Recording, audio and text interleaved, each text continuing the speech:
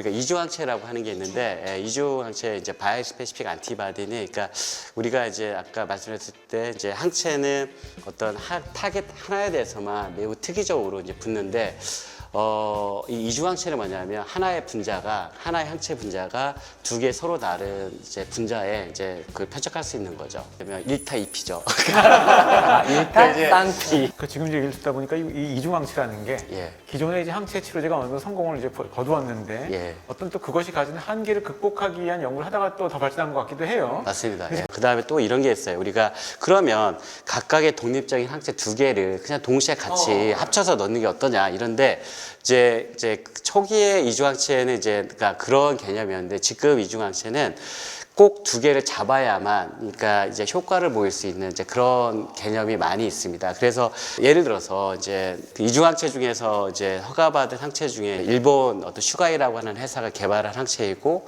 혈액병 치료제가 있는데 햄브리아라고. 근데 그 항체는 뭐냐면 이제 원래 이제 우리가 혈액이 우리가 상처가 나서 혈액이 날 때 여러 가지 팩터들이 순차적으로 이제 잘리고 액티베이션 되면서 이제 혈액이 응고가 되거든요. 이제 그랬을 때 혈우병 중에서 이제 원인이 여러 가지였지만 가장 큰 원인이 뭐냐면 그 중에 이제 팩터 A씨라고 하는 걔가 단백질이 안 만들어지면 그러니까 피가 응고가 안 되고 이제 계속해서 나오게 되는데 그러면 이 팩터 A씨 하는 역할이 뭐냐면 그 혈관 그 내피 세포에서 그러니까 팩터 9하고 팩터 10을 같이 모아놓고 얘를 활성화시켜 주는 거예요. 그랬을 때 이 이중항체가 그러니까 팩터 9하고 팩터 A씨 하는 역할이 흉내내는 거죠. 그러니까 9하고 10을 같이 동시에 잡아주는 겁니다. 그래서 얘가 액티베이션 되게끔 해주는 거죠. 이제 그러면 이제 그러니까 이 이중항체는 동시에 두 개를 같이 잡아줘야 돼요. 같은 공간에. 그러니까 그랬을 때 이거는 이제 9과 10 항체를 동시에 친다고 해서 일어날 수 없는 일이죠. 이제 그렇죠. 이제 그래서 이중항체가 꼭 필요한 거고요. 그리고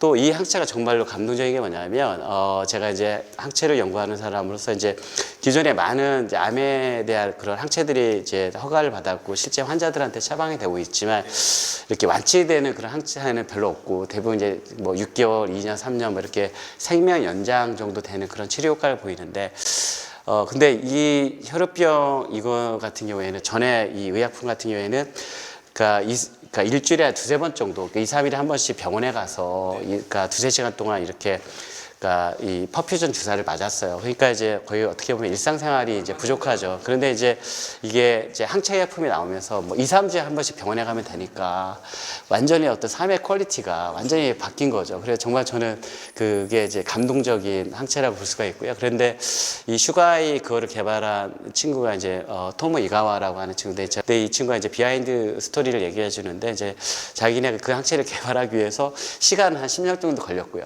이제 그 다음에 이제 그 현재 그 허가받은 그 항체를 만들기 위해서 한 4만 개 정도 항체를 다 만들어서 일일이 테스트했다고 하더라고요. 4만 개.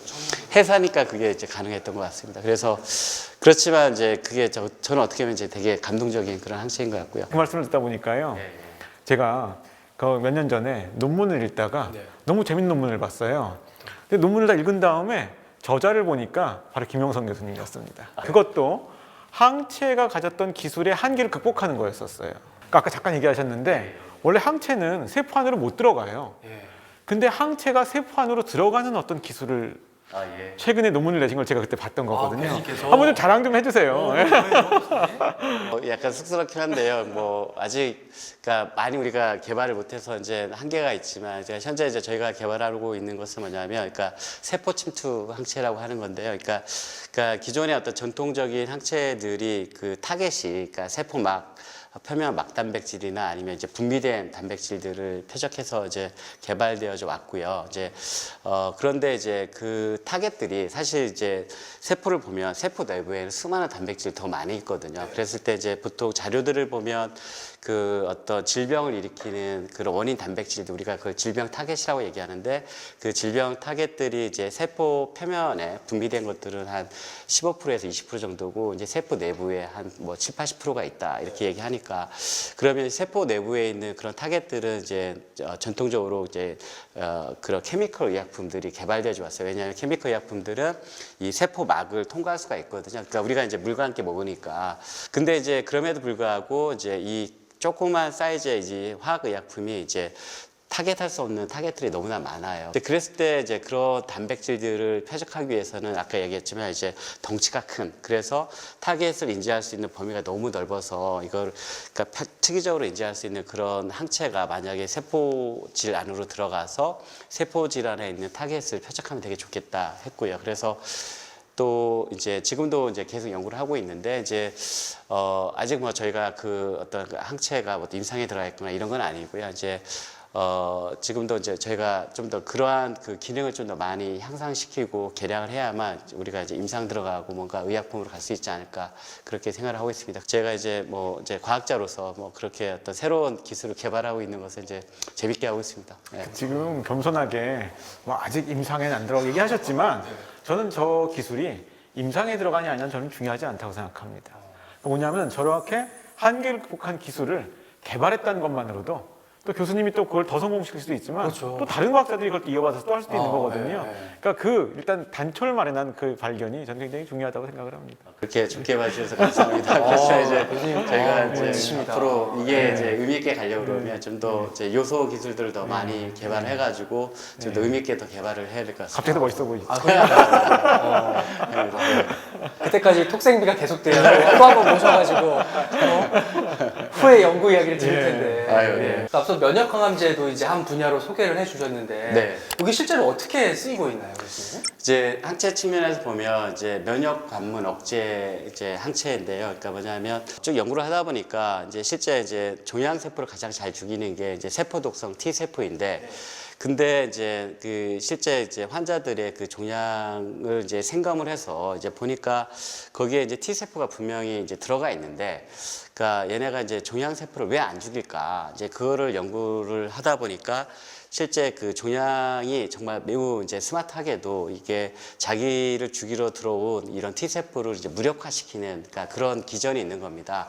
대표적인 기전이 뭐냐면 예를 들어서 이제 이 T 세포는 원래 그러니까 자기가 활성화가 된 다음에 일정 시간 지나면 자기가 활성을 떨어뜨려야 된다라고 이렇게 약간 프로그래밍이 되어 있어요. 그래서 이제 활성화돼서 이제 얘가 이제 그 그러니까 종양 조직으로 가서 이걸 죽일 때 근데 조금 있다가 이제 자기를 억제할 수 있는 물질을 내거든요. 그거를 이제 종양 세포가 절묘하게 이용하는데 예를 들어서 그러니까 T 세포가 PD-1을 내는데 그러니까 이 종양 세포가 PD-L1이라고 하는 이 리셉터에 이제 서로 맞장구 칠 수 있는 그러니까 리간드를 내는 거예요. 그러면 이 신호에 의해서 이제 T 세포 쪽에 그 불활성화, 그러니까 이제 T 세포가 이제 활성을 못 미치는 이제 억제시키는 그런 신호를 보내기 때문에 T 세포가 종양 조직으로 가더라도 이제 종양 세포를 못 죽이는 거죠. 그래서 이제 항체가 이제 이런 PD-1이나 또는 이제 PD-L1 이거를 표적을 하면 요 자기네끼리 소통하고 있는 이거를 이제 방해를 하는 거잖아요. 그러면 그러니까 종양 세포가 이제 T 세포를 억제하는 거를 이제 막을 수가 있기 때문에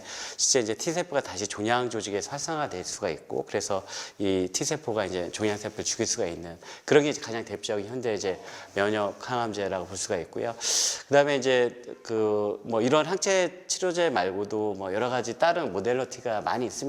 뭐 캔서 백신이라든가 아니면 뭐 요즘에 또 카티 뭐 그다음에 또 아까도 말씀드렸지만 어떤 이뮤노사이토카인 뭐 이런 모달러티들 그러니까 그런 것들이 많이 이제 면역 항암제로서 이제 개발되고 있습니다. 지금 그 PD-1, PD-L1 얘기를 잠깐 제가 다시 좀 요약해드리면은 암세포는 PD-L1이라는 단백질이 있고요. 이 암세포를 죽이러 온 T세포는 PD-1이라는 단백질이 있어요. 그러니까 이 PD-L1, PD-1이 있어가지고 암세포가 T세포를 억제하고 있습니다. 그러니까 이렇게 서로 만나 있으면요. 그래서 제약회사에서 뭘 만들었냐면은 이 PD-1에 대한 항체나 PD-L1에 대한 항체를 만들었어요. 그럼 서로 손을 못 잡게 이렇게 막는 겁니다. 그러면 더 이상 암세포가 T세포를 억제를 못해요. 그러니까 억제를 못하게 해가지고 하면 T세포는 저절로 활성화가 돼요. 그래서 죽이는 겁니다. 그래서 이 원리를 어떻게 알았을까? 그 궁금하시죠? 이 원리를 발견하신 분들이 2018년도 노벨상을 받았어요. 미국의 짐 앨리슨하고요, 일본의 타스코 혼조란 두 분이 그 노벨상 바로 이거를 원리를. 근데 이분들은 사실은 이 약을 개발한 공로보다는요, 이 원리를 개발한 공로예요. 왜냐면 이분들이 이 원리를 딱 개발하니까요, 발견하니까요. 제약회사들은 야 그러면 여기다 항체를 만들면 되겠다. 그래서 너도 나도 그냥 그러니까 아이디어를 제공해 준 거나 마찬가지죠. 그래서 이제 시초에 하신 분들은 그렇죠. 이제 이거를 못 그렇죠. 만나게끔 하신 예, 예. 노벨상 받으신. 예. 그래서 멋지다. 그런 스토리가 거기 또 있습니다.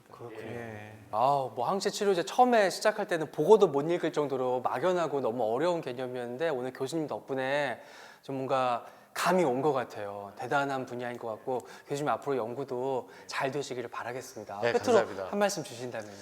예, 제가 이제 이쪽 항체 분야를 연구하게 된 게 어떻게 보면 저는 되게 큰 우리라고 생각을 하고 있고요. 그 다음에 현재 뭐 어떤 반도체, 뭐 자동차 쪽에 이제 글로벌 수준으로 많이 올라갔고, 그 다음에 뭐 차세대 성장 동력으로 이제 바이오헬스 쪽으로 이렇게 가려고 하고 있는데, 그러니까 바이오 제약 쪽에 강국이 되려 그러면 현재 이런 치료용 항체 쪽으로 우리가 이제 그러니까 신약 항체를 많이 개발해야 되지 않느냐, 그러니까 그렇게 생각을 하고 있습니다. 그런데 이제 최근에 이제 다행인 것은 뭐냐면 이제 산업계 생태계가 이제 그쪽으로 많은 이제 신생 기업들이 이제 창업이 많이 됐고, 그 다음에 또 거대 회사들도 이제 그쪽에 많이 관심을 가지고 있어서 이제 이런 산업체 항체 분야가 많이 발전하고 되기를 간절히 바랍니다. 아니 오늘 말씀을 듣다 보니까 사실은 뭐 치료제, 치료 방법에만 초점을 맞춰서 봤었는데 그 원리를 개발하신 우리 교수님 같은 과학자분들이 너무 더 대단하고 아유, 존경스럽게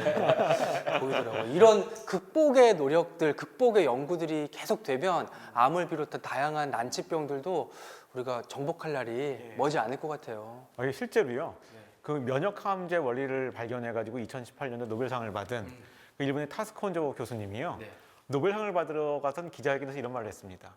아마도 2050년쯤에는 암이 아마 감기와 같은 그런 가벼운 질병이 될지 모른다. 아마 저는 그 타스콘조 교수님의 그 말이 그러니까 현실로 실현되기를 기대하는 그런 마음입니다. 그러니까요. 이 많은 연구자들의 노력이 빨리 좀 결실을 맺기를 저희 응원하면서 인사드릴게요. 톡톡 생로병사의 비밀 톡생비 오늘은 여기서 마칩니다. 고맙습니다. 네.